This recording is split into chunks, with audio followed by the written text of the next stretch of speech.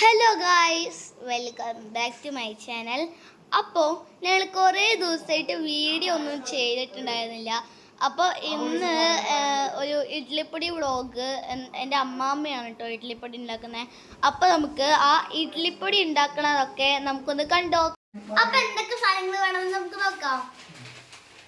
കുറച്ച് ചുവന്ന മുളക്, കുറച്ച് കറിവേപ്പില, പാകത്തിന് ഉപ്പ്, കുറച്ച് ജീരകം, കുറച്ച് കുരുമുളക്, 1/4 കിലോ പൊട്ടുകടല, 1/4 കിലോ ഉഴുന്ന്, 1/2 കിലോ അരി, 1/4 കിലോ ചെറുപയർ.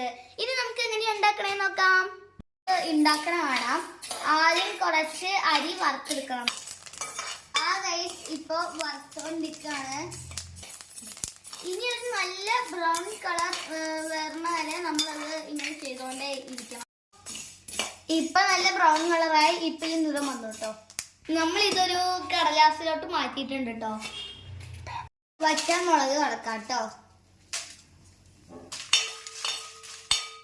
ഇത് നമുക്ക് ഈ പാത്രത്തിലോട്ട് മാറ്റാം. ഇനി നമുക്ക് ചെറുപയർ വറക്കാം കേട്ടോ. പയറും വറുത്തറിയാറായിട്ടോ മാറ്റാം. അപ്പൊ നമുക്ക് ഉഴുന്ന് വറക്കാം കേട്ടോ. ഉഴുന്ന് ഇപ്പൊ വറുത്ത് കഴിഞ്ഞു കേട്ടോ. നമുക്ക് അടുത്തത് പുട്ടുകടല വറുത്തെടുക്കാം കേട്ടോ. ഇനി നമുക്ക് കുരുമുളക് വറുത്തെടുക്കാം. ഇനി നമുക്ക് കുരുമുളക് ഒരു കടലാസിലോട്ട് മാറ്റാം കേട്ടോ. ഇനി നമുക്ക് കറിവേപ്പില വറുത്തെടുക്കാം. കറിവേപ്പില വറുത്ത് കഴിഞ്ഞു. നമുക്കിനി കല്ലുപ്പ് വറുക്കാം. നമുക്ക് ജീരകവും കായവും വറുത്തെടുക്കാം. ഇതാണ് നമ്മൾ വറുത്ത് വെച്ചേക്കുന്നത്.